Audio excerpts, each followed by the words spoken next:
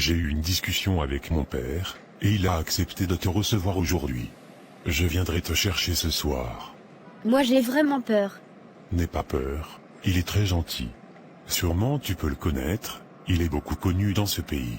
C'est qui ça? Comment il s'appelle? C'est une surprise, tu le sauras ce soir. Je n'aime pas vraiment les surprises, s'il te plaît dis-moi. Non, tu vas le découvrir toi-même. Il est très gentil, donc tu n'as pas à t'en faire. D'accord, mais je m'inquiète beaucoup pour ta mère, elle ne m'aime pas du tout. Ne t'inquiète pas pour elle, elle va finir par changer d'avis, parce que papa sera de notre côté. Je n'arrive pas à comprendre pourquoi les riches pensent que les pauvres sont des sous-hommes. Pourtant c'est le même sang qui coule dans nos veines. Ce n'est pas tous les riches, d'autres sont comme tu l'as dit. Par contre, il y a certaines personnes que l'argent ne change pas leur caractère.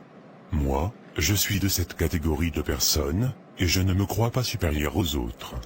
Tu as raison, tu es vraiment une personne humble. Voilà, donc ne généralise pas mon cœur. C'est compris chérie. Je vais te laisser, va t'apprêter après je viendrai te chercher. D'accord mon amour.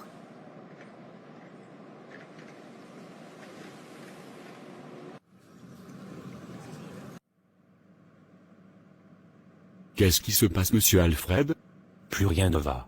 Mon gestionnaire vient de m'appeler pour m'informer que mon entrepôt a pris feu hier nuit, et qu'on a perdu tout le stock de la marchandise d'une valeur de 3 milliards de nos francs. On devrait les vendre, et payer nos fournisseurs. Je n'avais pas fini de gérer cette situation, et on vient de m'informer tout de suite que 10 de mes camions de ma société de transport ont fait des accidents graves hier nuit. Je ne sais plus où mettre la tête. Je suis vraiment désolé pour vous. Ça fait vraiment une grosse perte.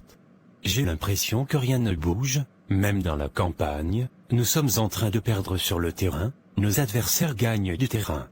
Nous sommes à 2 doigts de perdre ces élections. De jour en jour, les groupements et associations qui nous avaient apporté leur soutien dès le début, sont en train de se désolidariser. J'essaie de leur convaincre de rester, mais ils les refusent tous. Pourtant, ils ont déjà pris notre argent. Essaie de les recontacter, et dis-leur s'ils restent avec nous, je vais doubler la somme que je leur ai donnée au départ. Monsieur Alfred, ils peuvent prendre cet argent, et nous lâcher après. Je n'ai pas vraiment le choix, ces élections je dois les gagner, sinon ça sera une grosse humiliation pour moi. Alors fais ce que je t'ai dit. C'est compris, monsieur Alfred. Allez-y maintenant, nous ne devons plus perdre de temps, c'est dans 2 semaines. D'accord, je me dépêche. Donc, il viendra te chercher aujourd'hui pour que vous partiez voir son père. Oui, c'est ce qu'il m'a dit. Il m'a dit que son père est très gentil, et qu'il a fini par m'accepter. C'est déjà très bien ma copine, ne baisse pas les bras. Il ne t'a pas dit quel travail fait son père. Non, il m'a juste dit que c'est quelqu'un qui est beaucoup connu dans ce pays, et qu'il est très généreux. Effectivement, c'est ce que je t'avais dit ma copine, son père n'est pas n'importe qui. Tu as tout à fait raison, je dois bien attraper ce gros caillou. Tu as tellement de la chance ma copine.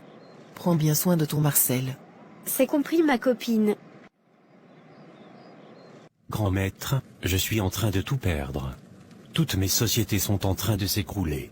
Vous n'avez pas besoin de m'expliquer, et je le sais. Et ce n'est que le début, il y a d'autres situations plus graves qui sont en route. Je vous avais dit autrefois, qu'il y a une onde négative qui est en train de planer sur votre fils. Vous allez bientôt découvrir de quoi il s'agit. Maître, il n'y a rien à faire pour arrêter tout cela. Je risque de tout perdre à cette allure. La seule chose à faire, c'est de couper le mal à la racine, c'est-à-dire donner votre fils en sacrifice. C'est inadmissible, maître. C'est mon héritier, celui en qui j'ai le plus confiance parmi mes enfants.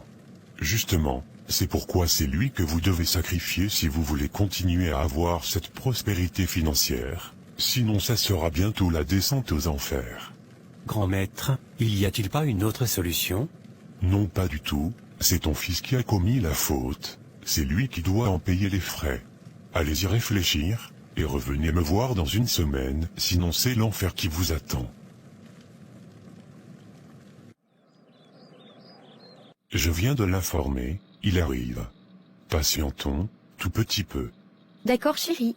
Mais ce n'est pas ici que nous sommes venus la fois passée. Effectivement, autrefois nous étions allés chez ma mère. Tes parents ne vivent pas ensemble?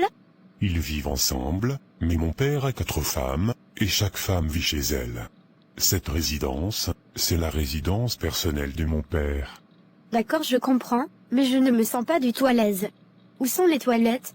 Elles sont là-bas dans le couloir. J'espère que tout va bien, chérie. Ne t'inquiète pas, tout va bien, je reviens. D'accord, chérie.